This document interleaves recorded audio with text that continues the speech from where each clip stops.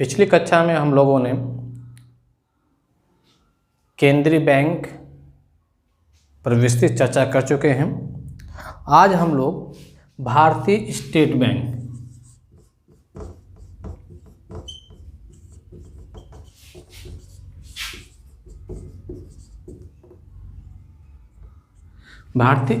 Bank पर चर्चा करेंगे। जैसा कि आप लोग जानते हैं, भारत में यदि देखा जाए तो भारतीय स्टेट बैंक वर्तमान समय में सबसे पुराना बैंक है।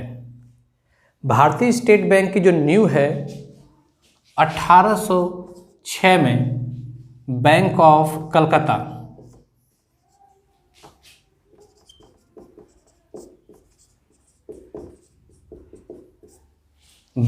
कलकत्ता से पड़ी। बाद में इस बैंक का नाम 1809 में बैंक ऑफ बंगाल कर दिया गया।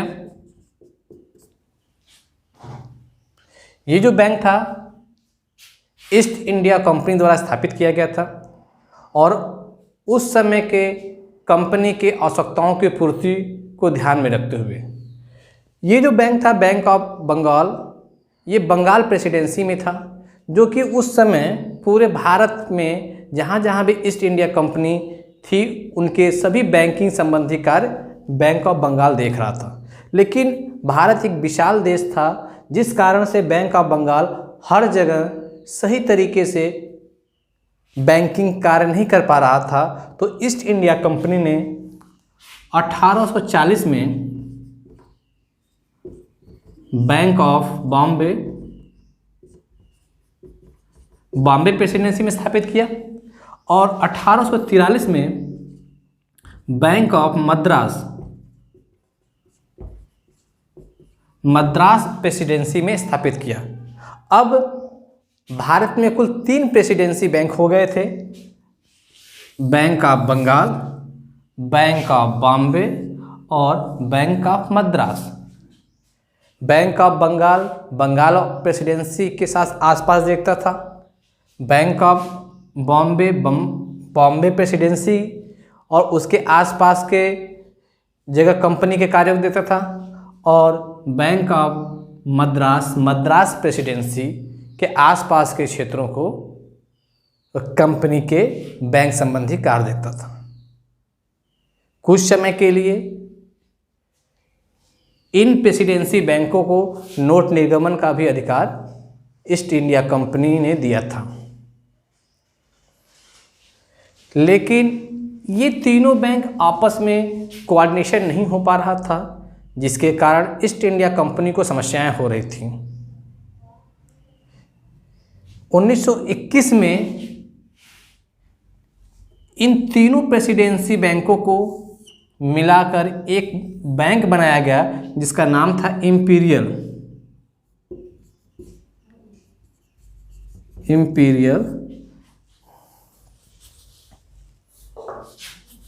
Bank of India.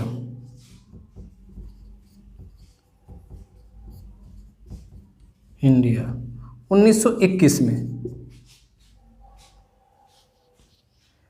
इसी इंपीरियल बैंक ऑफ इंडिया को हिंदी में भारतीय शाही बैंक आप कह सकते हैं, भारतीय शाही बैंक कहा जाता था। इंपीरियल बैंक ऑफ इंडिया 1921 में जब स्थापित हो गया तो उस समय जितने भी कार्य एक केंद्रीय बैंक करता है वो इंपीरियल बैंक ऑफ इंडिया करने लगा। लेकिन नोट निर्गमन का अधिकार ब्रिटिश गवर्नमेंट ने इंपीरियल बैंक ऑफ इंडिया को नहीं दिया था। नोट निर्गमन का कार्य खुद करता था और बाकी जितने भी केंद्रीय बैंक के कार्य थे, साख का नियंत्रण, अन्य बैंकों का देख रेख, ये सारा काम इंपीरियल बैंक से करता था, जिसके कारण इन बैंकों में कोऑर्डिनेशन का दिक्कत होने लगा। इंपीरियल बैंक और ब्रिटिश गवर्नमेंट अपने मन से नोट छाप देती थी, अब ये साख नियंत्रण कर रही है, तो इनमें कोऑर्डिनेशन नहीं हो रहा था, जिसके कारण हमारी बैंकिंग अर्थव्यवस्था पर बुरा प्रभाव पड़ रहा था। उसी समय यंग हिल्टन कमीशन स्थापित किया गया। उन्होंने इस कमी को ध्यान से देखा तो उन्होंने कहा कि इंपीरियल बैंक को छोड़कर एक केंद्रीय बैंक बनाया जाए जो ये दोनों कार्य करे। इसके बाद 1935 में केंद्रीय बैंक के रूप में भारतीय रिजर्व बैंक की स्थापना हो गई और भारतीय रिजर्व बैंक की स्थापना जब 1935 में हो गई तब इससे शाख नियंत्रण का कार्य ले लिया गया। अब ये एक व्यापारिक बैंक के रूप में कार्य करने लगे। लेकिन अभी केंद्रीय बैंक स्थापित हुआ था रिजर्व बैंक ऑफ इंडिया, तो उसके ब्रांचेज नहीं थे, तो इन्हें रिजर्व बैंक के एजेंट के रूप में कार्य करने के लिए नियुक्त किया गया कि जहाँ जहाँ रिजर्व बैंक को लगेगा वो इंपीरियल बैंक से काम ले सकेगा। इंपीरियल बैंक ऑफ इंडिया ये निजी स्वामित्व में था उस समय भी। इसका हो गया जरूर था विलय, लेकिन ये निजी स्वामित्व में था। भारत की आज़ादी के बाद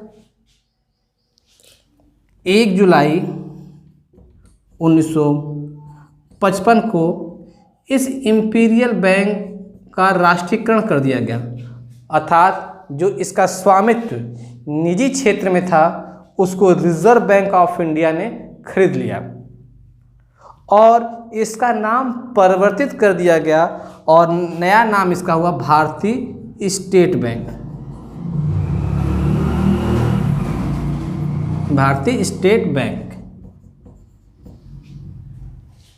जो 1806 में बैंक ऑफ कलकत्ता से स्टार्ट हुआ और आज़ादी के बाद यही बैंक ऑफ कलकत्ता अब कन्वर्ट हो गया भारतीय स्टेट बैंक में।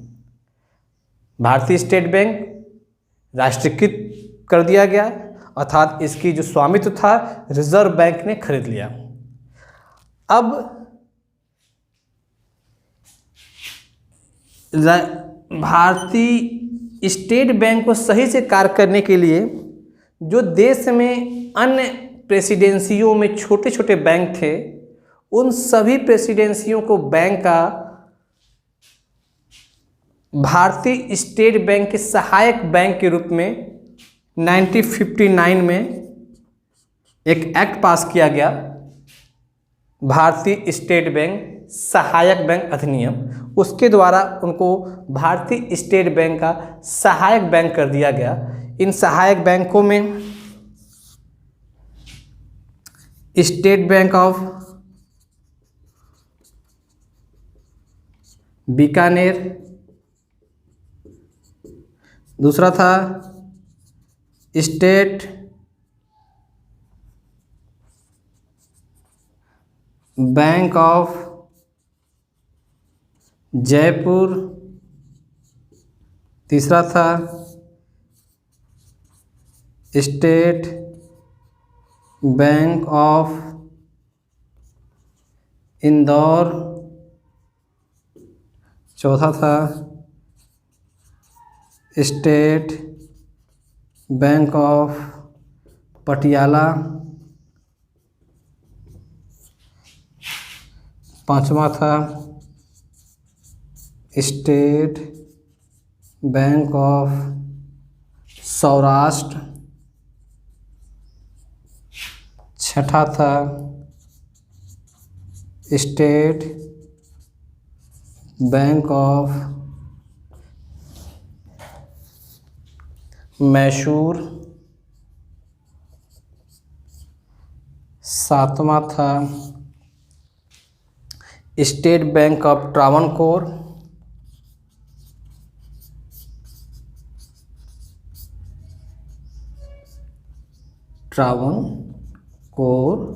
और आठवां था स्टेट बैंक ऑफ हैदराबाद।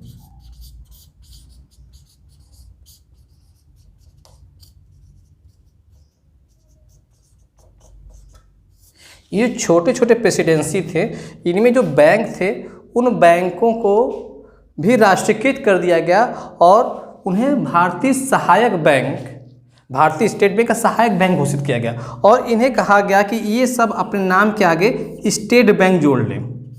यानी बैंक ऑफ बीकानेर का नाम बदल के कर दिया गया स्टेट बैंक ऑफ बीकानेर। ऐसे ही बैंक ऑफ जयपुर का नाम बदल के कर दिया गया state bank of Jaipur.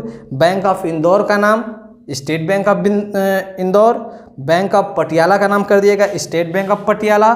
Bank of Saurashtra का ऐसे ही नाम बदल दिया गया, और जिससे कि ये मालूम चल सके कि ये भारतीय स्टेट बैंक के सहायक बैंक हैं और ये पूरे भारत में व्यापारिक बैंक का कार्य करने लगे, साथ ही रिजर्व बैंक के एजेंट के रूप में कार्य कर रहे थे। इसके बाद ये तो राष्ट्रीयकरण की प्रक्रिया हुई 1991 में, जब हम लोग लिबरलाइजेशन, प्राइवेटाइजेशन और ग्लोबलाइजेशन की तरफ बढ़े, तो इन बैंकों के अब विलय की प्रक्रिया स्टार्ट कर दी गई। यानी इतने बैंकों को हटाकर एक बैंक की प्रक्रिया स्टार्ट कर दी गई। तो सबसे पहले 1963 में इन स्टेट बैंक ऑफ बीकानेर और स्टेट बैंक ऑफ जयपुर को 1963 में विलय कर दिया गया और उसका नाम रख दिया गया state bank of Bikaner and Jaipur. उसके बाद स्टेट बैंक ऑफ इंदौर को 2008 में स्टेट बैंक ऑफ इंडिया में विलय कर दिया गया। फिर आपका 2010 में स्टेट बैंक ऑफ सौराष्ट्र को कर दिया गया और 1 अप्रैल 2017 को जितने भी बचे थे 5, 1, 2, 3, 4, 5, ये 5 सहायक बैंकों को इन्हें भी भारतीय स्टेट बैंक में विलय कर दिया गया। साथ ही साथ 2013 में स्थापित राष्ट्रीय महिला बैंक जो एक ऐसा बैंक था जिसमें केवल महिलाएं ही बैंक की कर्मचारी थी, महिलाओं का ही केवल खाता था और महिलाएं ही इसका प्रबंधन करती थी। महिलाओं को शक्ति प्रदान करने के लिए उनके इस बैंक की स्थापना की गई थी, लेकिन 2017 में इसका भी विलय भारतीय स्टेट बैंक में कर दिया गया। तो जो वर्तमान समय में हमारा भारतीय स्टेट बैंक है वह कुल 12 बैंकों का समूह है। आप देख सकते हैं,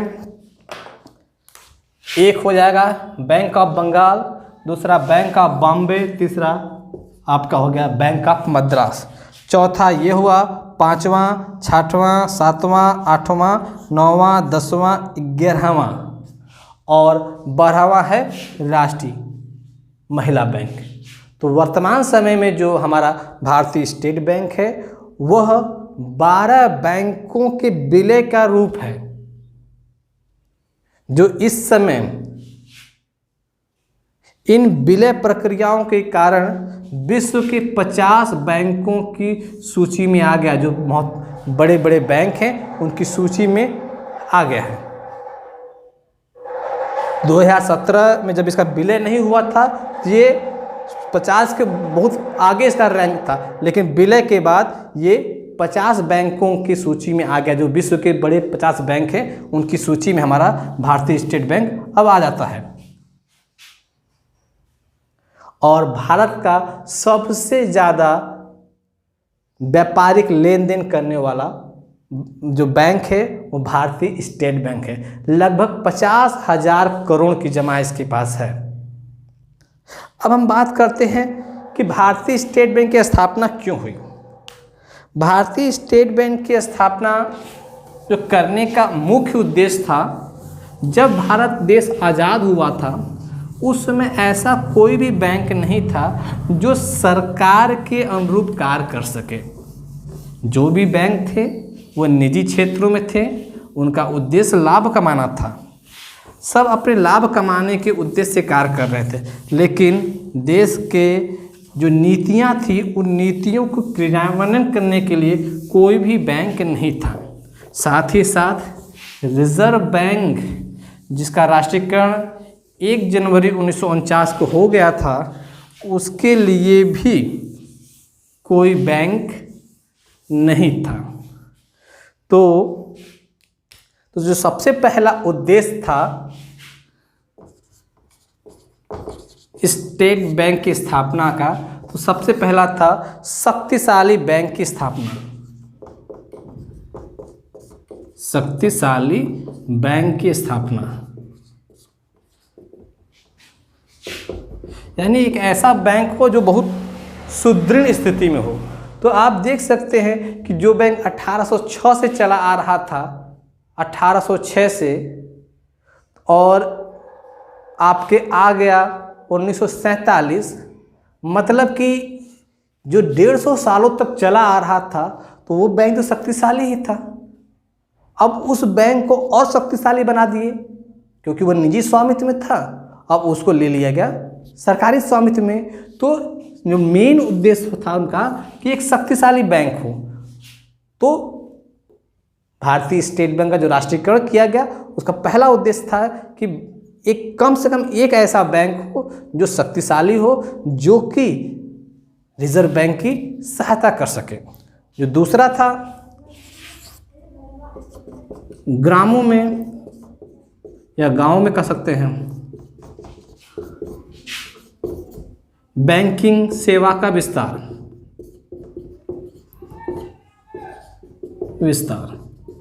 जब भारत आज़ाद हुआ था, तो हमारी जब पहली पंचवर्षीय नीति बनी थी, वो कृषि आधारित नीति थी। तो उस समय भी ये महसूस किया जा रहा था कि हम जो भी बैंकिंग सेवाएं थी वो शहरों तक सीमित थीं और उद्योगों पर आधारित थी। तो गांवों तक बैंकिंग सेवा विस्तार कैसे होगा? जब तक बैंक सरकार के अधीन नहीं आएगा, वो सरकार की बात नहीं मानेगा, क्योंकि अगर निजी व्यक्तियों का हाथ में रहेगा तो उनका काम है लाभ कमाना, और ग्रामीण क्षेत्रों में उतना लाभ नहीं मिलेगा जितना कि उनको शहरी क्षेत्रों में मिलेगा। इसलिए स्टेट बैंक की स्थापना की गई राष्ट्रीयकृत करके, कि कम से कम गांवों में बैंकिंग सेवा का विस्तार हो सका। और यदि गांवों में बैंकिंग सेवा का विस्तार नहीं होगा तो जो हमारा कृषि का विकास संभव नहीं होगा। तीसरा जो था कृषि शाख, यानी कृषि के लिए लोन देना। जो व्यापारिक बैंक थे वो केवल उद्योगपतियों को लोन देते थे, लेकिन कृषि क्षेत्र की उपेक्षा कर रहे थे। भारतीय स्टेट बैंक की जो स्थापना का उद्देश्य बनाया गया कि हमें कृषि क्षेत्र को भी ऋण देना है। कृषि क्षेत्र को ऋण देने के लिए तब राष्ट्रीयकृत किया गया, क्योंकि सरकार का उद्देश्य लाभ कमाना नहीं है, सरकार का उद्देश्य जन जन तक सेवा पहुंचाना था। गांवों तक सेवा पहुंचाए बैंकिंग सेवा स्टेट बैंक के माध्यम से। कृषि को साख दिया गया, कृषि लोन दिया गया भारतीय स्टेट बैंक के द्वारा। लघु उद्योगों की सहायता, जो चौथा उद्देश्य था लघु उद्योग, जो छोटे छोटे उद्योग थे उनको सहायता देने के लिए। भाई जो व्यापारिक बैंक थे वो बड़े बड़े उद्योगों को सहायता दे रहे थे, लोन दे रहे थे, लेकिन छोटे बैंक उद्योगों की वो लगातार उपेक्षाएं कर रहे थे, जिसके कारण छोटे उद्योग पूंजी के अभाव में ठीक तरह से उत्पादन कार्य नहीं कर पा रहे थे। भारतीय स्टेट बैंक जब स्थापित किया तो इस बात का भी ध्यान रखा गया था कि जो लघु उद्योग हैं उनको भी पर्याप्त मात्रा में पूंजी उपलब्ध कराया जाए। और पांचवा था धन का हस्तांतरण की सुविधा। धन की सुविधा। भारतीय स्टेट बैंक, क्योंकि ये बहुत बड़ा बैंक था, इसको राष्ट्रीयकृत कर दिया गया। अन्य बैंकों से इसे कोलैबोरेशन कर दिया गया, जिससे कि वो एक जगह से दूसरी जगह तक आराम से, चाहे सरकारी धन हो चाहे व्यक्तिगत धन हो, आराम से एक स्थान से दूसरे स्थान पर हस्तांतरित कर दे रहा था। और पांचवा जो छठा है रिजर्व बैंक की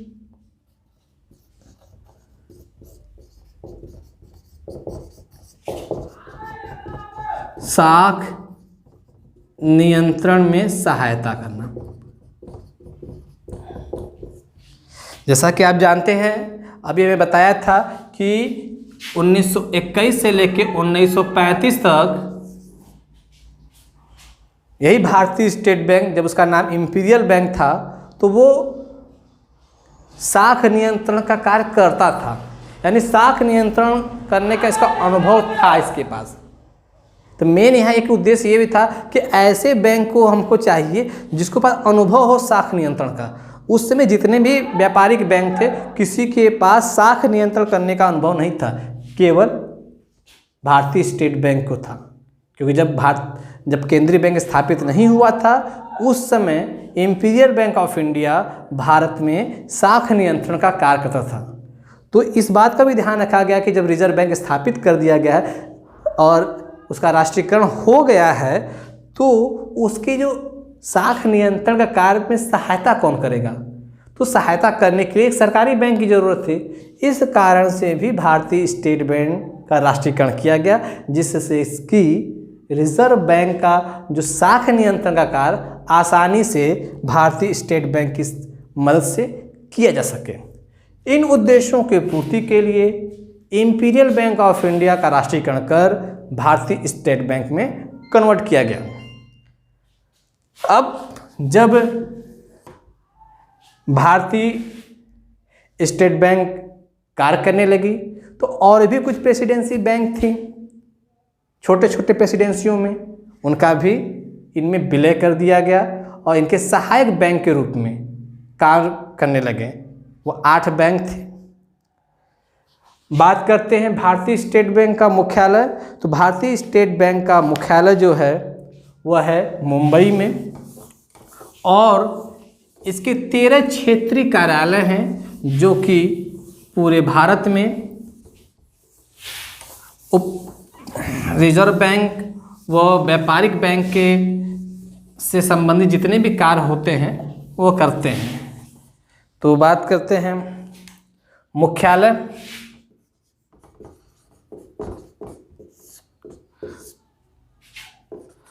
मुख्यालय जो है मुंबई में है,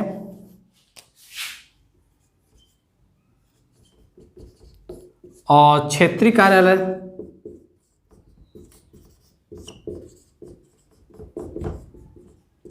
कुल 13 हैं। कहाँ कहाँ है आप देख लीजिए, इसको नक्शे में मैं दिखा रहा हूँ, भारत के नक्शे में देख लीजिए।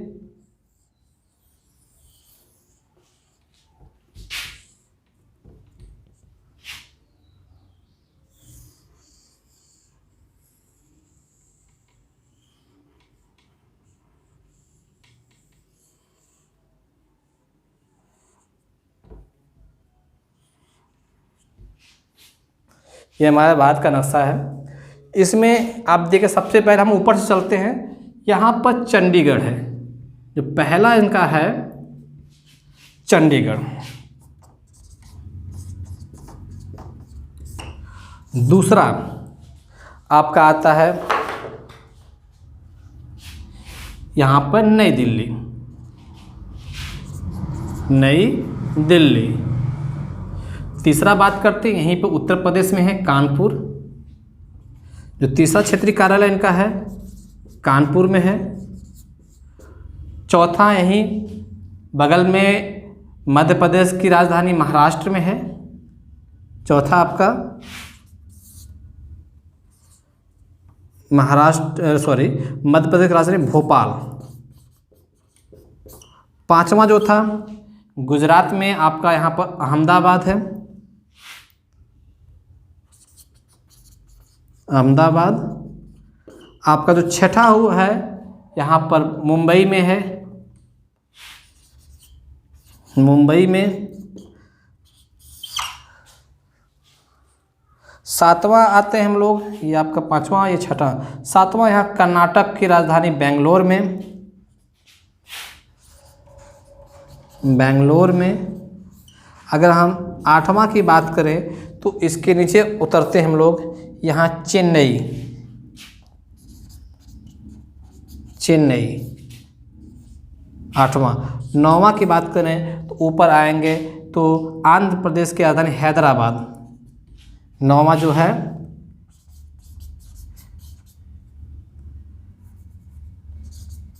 हैदराबाद।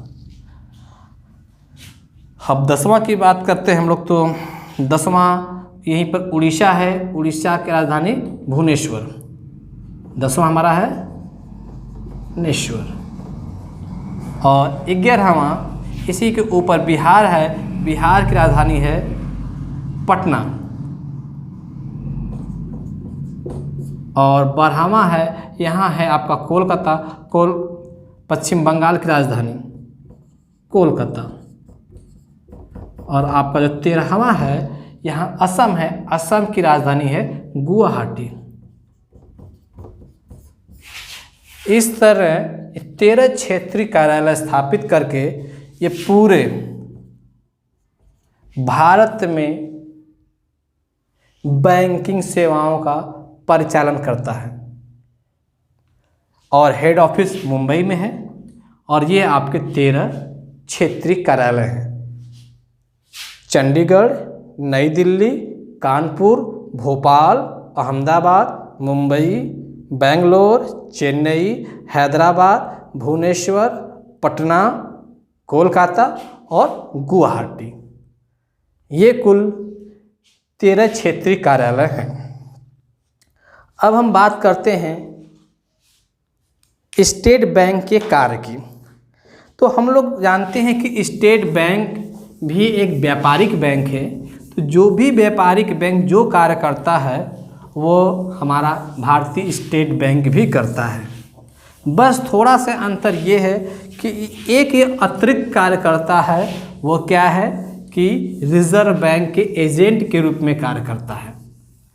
ये कार्य रिजर्व बैंक, क्योंकि इसका 92% जो शेयर है रिजर्व बैंक के पास है, और राष्ट्रीयकरण के समय ही इसका उद्देश्य भी था कि इसे जब राष्ट्रीयकरण किया जा रहा था तो स्टेट बैंक के सहायक बैंक के रूप में कार्य करेगा।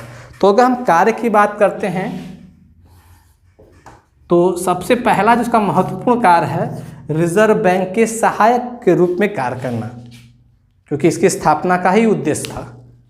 जब इसका इंपीरियल बैंक का राष्ट्रीयकरण किया जा रहा था तो उसके उद्देश्य में था कि रिजर्व बैंक की सहायता करने के लिए एक बैंक का स्थापना, तो उसी समय इसका राष्ट्रीयकरण किया गया था, उसी उद्देश्य को ध्यान में रख के।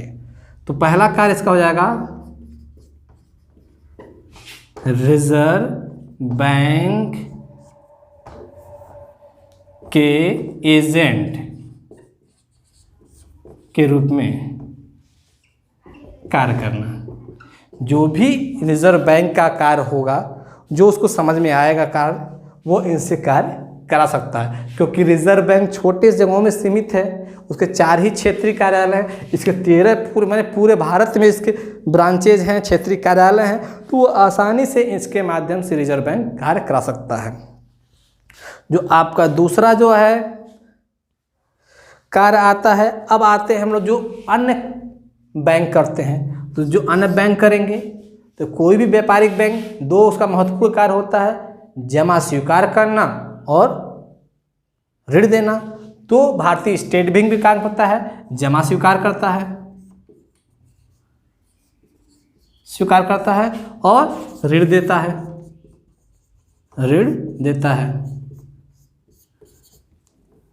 अब जमा कैसे स्वीकार करता है? जमा स्वीकार करने के लिए विभिन्न तरह के खाते होते हैं, उन खातों से पैसा जमा करता है, जिसमें आपका सेविंग अकाउंट होता है, उसको बचत खाता कहते हैं, बचत खाता, चालू खाता, सावधि जमा, आवधि जमा,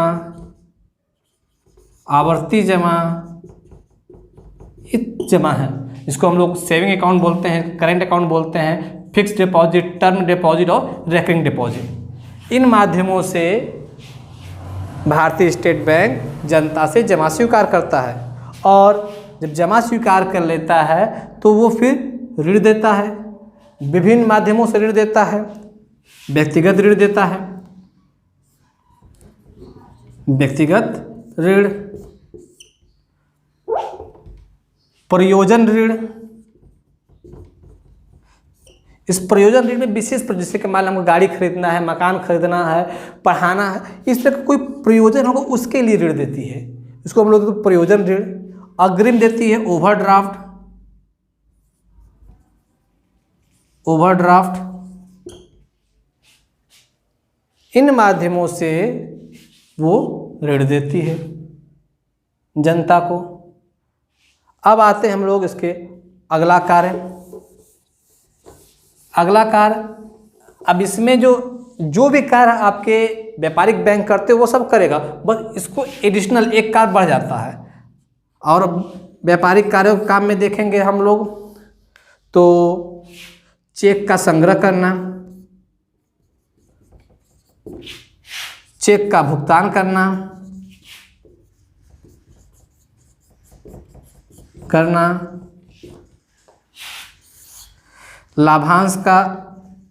लाभांश ब्याज का संग्रह करना, प्रीमियम / किस्त का भुगतान करना,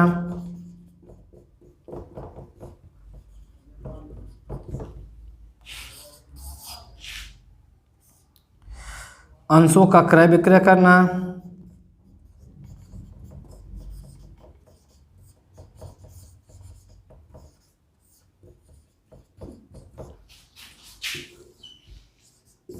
अभिगोपन का कार्य करना, और 10वां जो आपका होता है लॉकर सुविधा देना।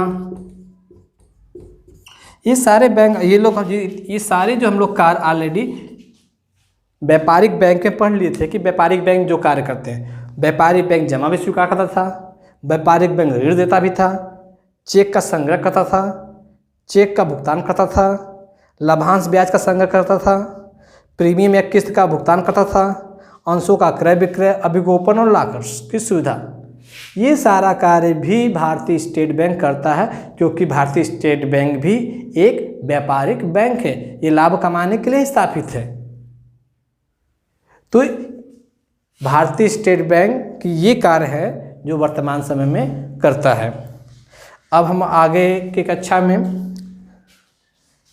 बैंकों का राष्ट्रीयकरण, जो हम 19 जुलाई 1969 को 14 बैंकों का हुआ था और 15 अप्रैल 1980 को 6 बैंकों को हुआ था। तो बैंकों का राष्ट्रीयकरण, फिर बैंकों का विलय की प्रक्रिया, जो इस समय विलय चल रहा है, जो 20 बैंकों का राष्ट्रीयकरण हुआ था, आज की डेट में कुल 11 बैंक ही बचे हैं। तो उनका विलय की प्रक्रिया पर भी चर्चा करेंगे। धन्यवाद।